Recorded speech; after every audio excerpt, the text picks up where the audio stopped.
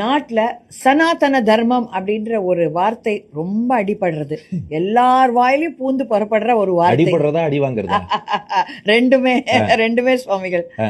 அந்த வார்த்தைக்கு என்ன அர்த்தம்? ஏன்னா நிறைய பேர் அது புரிஞ்சுட்டு பேசுறாளா, புரியாம சொல்றாளா? அருமையான கேள்வி கேட்டேன். திட்டவானும் சரி, பாராட்டி பேசுறவானும் சரி, சனாதன தர்மம்னு பேசுவா. என்ன அர்த்தம்ங்கிறது தெரியல. அதனால சனாதன தர்மம்னா என்ன அப்படின்றது நீங்க கொஞ்சம் தெளிவா நம்ம நேயர்களுக்கு எக்ஸ்பிளைன் பண்ணணும். சரி, இந்த சனாதன தர்மம்ங்கிற வார்த்தைய முதல்ல ரெண்டா பிரிச்சுக்கணும். ஒன்னு சனாதனம், இன்னொன்னு தர்மம்.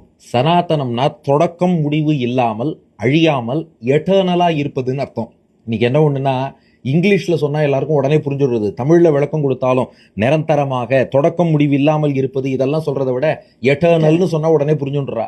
அதனால சனாதனம்னா எட்டர்னல்னு அர்த்தம். இப்ப தர்மம்ங்கிற வார்த்தைக்கு வருவோம். இந்த தர்மம்ங்கிற வார்த்தையை ரெண்டு விதமா விளக்கலாம். ஒன்னு தர்மம்னா செட் ஆஃப் ரூல்ஸ், அதாவது ஒரு அறநெறிகளின் தொகுப்புன்னு வச்சுக்கலாம். இந்த அறநெறிகளை ஃபாலோ பண்றதால எல்லாருக்கும் எல்லா நன்மைகளும் கிடைக்கும். ஏதோ ஒரு குறிப்பிட்ட சாரார், ஒரு குறிப்பிட்ட இடத்துல வாழறவா, குறிப்பிட்ட குலத்துல பிறந்தவான் இல்ல.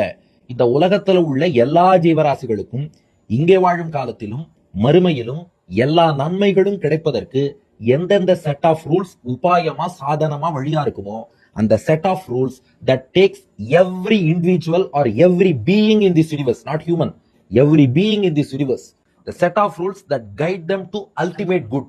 அந்த செட் ஆஃப் ரூல்ஸ் தர்மங்களை தான் தர்மம்னு இந்த இடத்துல சொல்றோம். அப்ப சனாதன தர்மம் ரெண்டையும் சேர்த்துக்கோங்க. எல்லோரும் எல்லா நன்மையும் பெற வேண்டும் என்பதற்காக நிரந்தரமாக எட்டர்னலா எந்த செட் ஆஃப் ரூல்ஸ் இருக்கோ அதுக்கு சனாதன தர்மம்னு பேரு. அதனாலதான் இந்த சனாதன தர்மம்ங்கிறத நாம ஒரு நாட்டுக்குள்ளேயோ ஒரு மதத்துக்குள்ளேயோ குறுக்கவே முடியாது.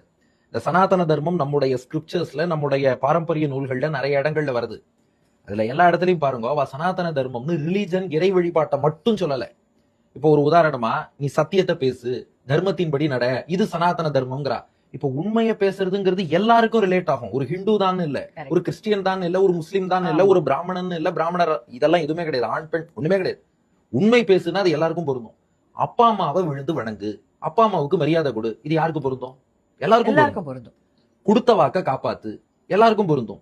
அற வழியில வாழு, எல்லாருக்கும் பொருந்தும். எல்லார்த்தையும் அன்பு காட்டு, எல்லாருக்கும் பொருந்தும். அரசனாக இருப்பவன் தன்னுடைய பிரஜைகளை தன் பிள்ளைகள் போல் பார்த்துக்கணும், இதுவும் எல்லாருக்கும் பொருந்தும். இப்படி எல்லோருக்கும் பொருந்தக்கூடியதாக இருக்கக்கூடிய, எல்லாரும் நன்மை அடையணும்னா எந்த செட் ஆஃப் ரூல்ஸை ஃபாலோ பண்ணணுமோ அந்த எட்டர்னல் செட் ஆஃப் ரூல்ஸ், இதுதான் literal English translation. Eternal set of rules that guide all beings to ultimate good. இது சனாதன தர்மம். இது ஒரு விளக்கம்.